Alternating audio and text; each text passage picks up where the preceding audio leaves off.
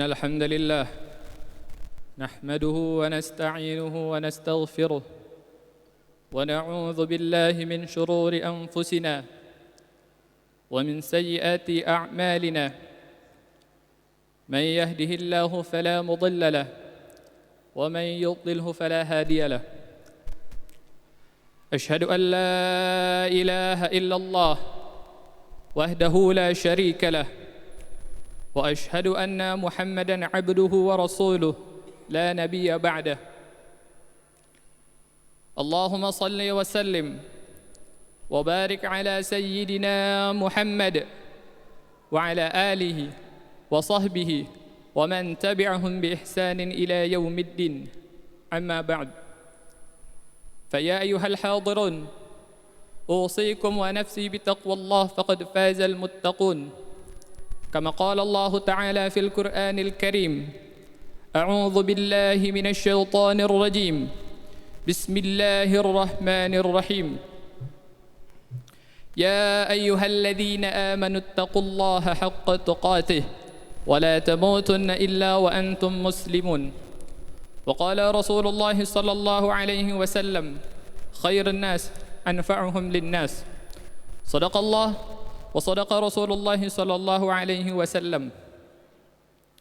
Jamaah salat Jumat yang dimuliakan oleh Allah Subhanahu wa taala. Tanggal 17 Agustus kemarin kita memperingati Hari Kemerdekaan Indonesia. Dengan diproklamirkannya kemerdekaan saat itu menandakan bahwa Indonesia telah terbebas dari penjajahan. Dari penjajahan Belanda, dari penjajahan Jepang, dan dari segala bentuk imperialis dan kolonialis. Karena sebab itu Indonesia menjadi negara yang merdeka. Kemerdekaan Indonesia ada hal yang sangat istimewa. Karena apa? Karena Allah takdirkan kemerdekaan Indonesia berada di hari yang istimewa dan berada di bulan yang istimewa. Yaitu kemerdekaan Indonesia saat itu berada pada hari Jumat dan tepatnya tahun Hijriah yaitu tanggal 9 Ramadan tahun 1364 Hijriah. Ini adalah anugerah dari Allah Subhanahu wa taala yang harus kita syukuri. Karena apa? Sekian banyak negara di dunia masih ada satu negara yang saat ini belum merdeka, yaitu Palestina. Kenapa hingga saat ini Palestina belum merdeka? Saya berkeyakinan ini adalah skenario Allah agar kita lebih bersyukur terhadap kemerdekaan ini. Karena kita melihat saudara-saudara kita di Palestina, mereka saat ini masih terjajah. Jangankan untuk ibadah seperti kita saat ini, untuk memenuhi kebutuhan sehari-hari saja itu kesulitan. Jadi bagi kita yang mungkin saat ini tidak merasakan pahitnya masa penjajahan, tengoklah saudara kita yang ada di Palestina. Sehingga kita bisa lebih bersyukur, sehingga kita bisa lebih memperbanyak ibadah dalam rangka meningkatkan syukur kita kepada Allah Subhanahu wa taala. Karena apa? Pada momentum peringatan kemerdekaan Indonesia, banyak di antara rakyat Indonesia yang justru memperingati dengan hal-hal yang tidak diridhoi oleh Allah, seperti berbuat maksiat. Padahal Allah telah memberikan nikmat kemerdekaan bagi kita yang ini sungguh sangat luar biasa.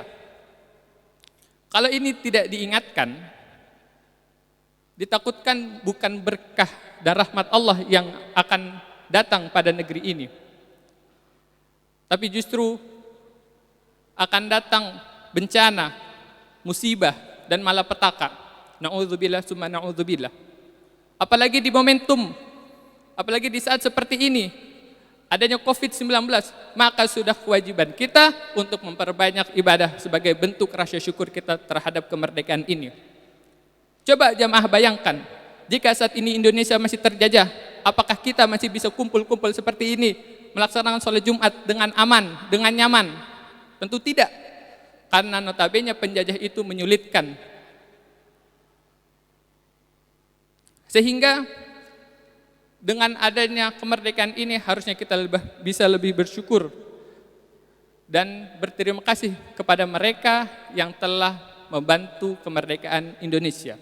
Sebagaimana yang telah Rasulullah sabdakan, la yashkurullaha man la yashkurun nas.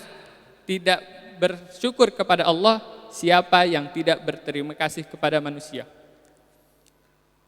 Oleh sebab itu, di momentum kemerdekaan ini harusnya kita banyak berterima kasih kepada para pahlawan yang telah berjuang meneteskan darah bahkan nyawa untuk kemerdekaan Indonesia. Karena mereka sadar penjajahan itu tidak enak, penjajahan itu menyulitkan, dan mereka ingin rakyat Indonesia hidup dalam kesejahteraan. Sehingga mereka berjuang untuk meraih kemerdekaan.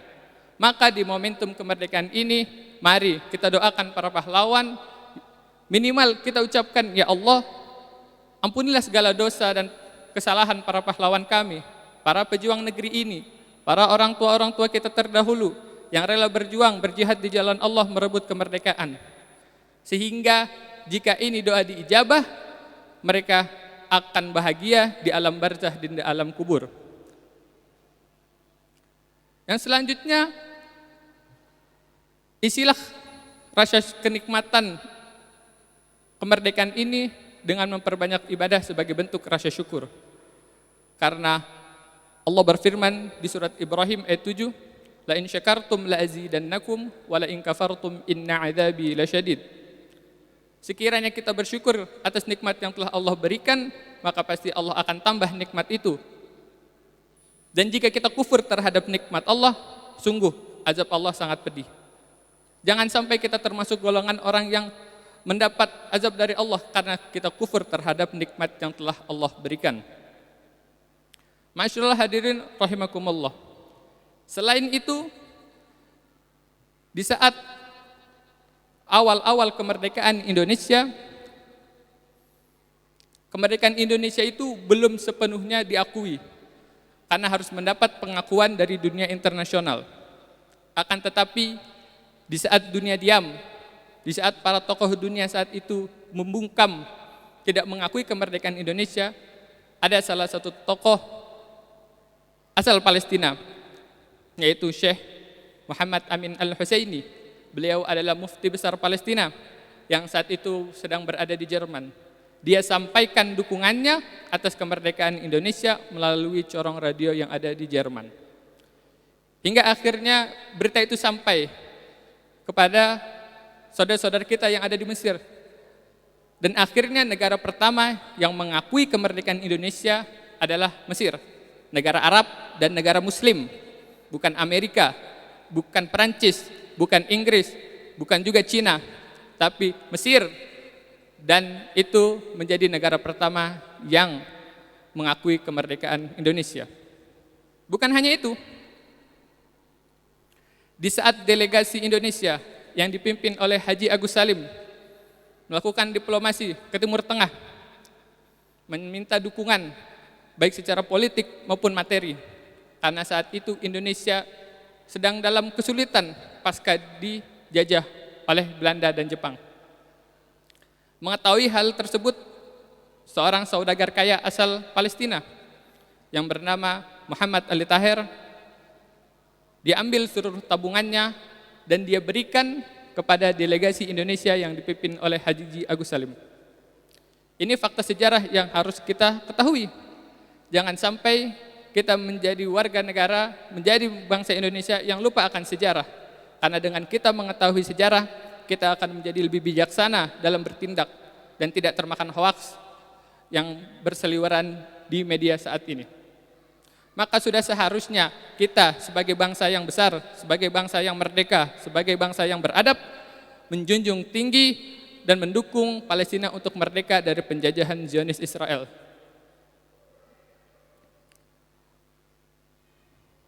Sebelum saya tutup khutbah pertama ini, marilah kita berdoa, minimal kita doakan para pahlawan semoga Allah hapuskan segala dosa dan kesalahannya.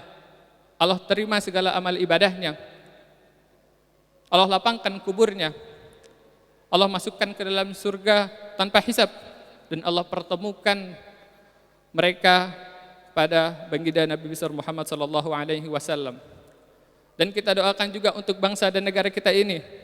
Semoga Allah berikan rahmat dan keberkahan. Allah jadikan baldatun thayyibatun wa rabbun ghafur. Dan Allah berikan pemimpin yang beriman, yang bertakwa, yang amanah, yang jujur, dan yang peduli terhadap umat Nabi Muhammad sallallahu alaihi wasallam. Dan tak lupa juga kita doakan mudah-mudahan Allah angkat virus corona yang ada di Indonesia dan yang ada di seluruh dunia. Semoga virus diangkat dan kita kembali seperti sedia kala. Dan bagi mereka yang telah wafat, Allah jadikan pahala syahid bagi mereka. Dan bagi saudara-saudara kita yang saat ini sedang sakit atau sedang isoman, semoga Allah angkat penyakitnya, Allah sehatkan kembali badannya agar dapat beribadah dengan tenang. Barakallahu li wa lakum fil Qur'anil azim wa nafa'ni wa iyyakum bima fihi minal ayati wadh-dhikril hakim. Aqulu qawli hadza fastaghfiruh innahu huwal ghafurur rahim. Alhamdulillah alafa baina qulubina fa asbahna bi ni'matihi ikhwana. Asyhadu an la ilaha illallah wa asyhadu anna Muhammadan 'abduhu wa rasuluh. Allahumma salli wa sallim wa barik ala Muhammad wa ala alihi wa sahbihi wa junudihi ومن تبعهم بإحسان إلى يوم الدين أما بعد. قال الله تعالى في القرآن الكريم: أعوذ بالله من الشيطان الرجيم بسم الله الرحمن الرحيم يا أيها الذين آمنوا اتقوا الله حق تقاته ولا تموتن إلا وأنتم مسلمون إن الله وملائكته يصلون على النبي يا أيها الذين آمنوا صلوا عليه وسلموا تسليما اللهم اغفر للمسلمين والمسلمات والمؤمنين والمؤمنات الأحياء منهم والأموات برحمتك يا أرحم الراحمين. اللهم انصر إخواننا المسلمين والمجاهدين في غزة فلسطين والقدس وفي سوريا وفي روهينيا وفي أيغور وفي كل مكان وكل زمان واجعلنا منكم يا رب العالمين. اللهم تقبل منا صلاتنا وصيامنا وقيامنا وتخشعنا وتضرعنا وتعبدنا وتمم تغفرنا يا الله يا الله يا الله يا أرحم الراحمين. اللهم إنا نعوذ بك من البراس والجنون والجزام ومن سيء الأسقم. ربنا ظلمنا أنفسنا وإن لم تغفر لنا وترحمنا لنكونن من الخاسرين. ربنا آتنا في الدنيا حسنة وفي الآخرة حسنة وقنا عذاب النار. اللهم اغفر لنا ولوالدينا وارحمهم كما ربونا صغارا. اللهم اغفر لنا ولوالدينا وارحمهم كما ربونا صغارا. اللهم اغفر لنا ولوالدينا وارحمهم كما ربونا صغارا. وصلى اللهم على سيدنا محمد وعلى آله وصحبه أجمعين والحمد لله رب العالمين. عباد الله إن الله يأمر بالعدل والإحسان وإيتاء ذي القربى وينهى عن الفحشاء والمنكر والبغي يعظكم لعلكم تذكرون فاذكروا الله العظيم يذكركم واشكروه على نعمه يزدكم واسألوا من فضله يؤتيكم ولذكر الله أكبر. أقم الصلاة.